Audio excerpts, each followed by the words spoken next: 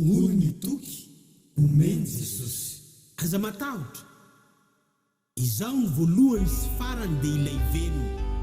Efa maty aho, nefa indro velona mandrakizay, sady manana ny fanalahidin'ny fahafatesana sy ny fiaina tsy hita.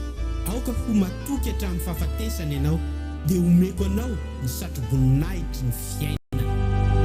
Tonga ny fahazavan'ny Ziona, lavony tany zay mahazinata,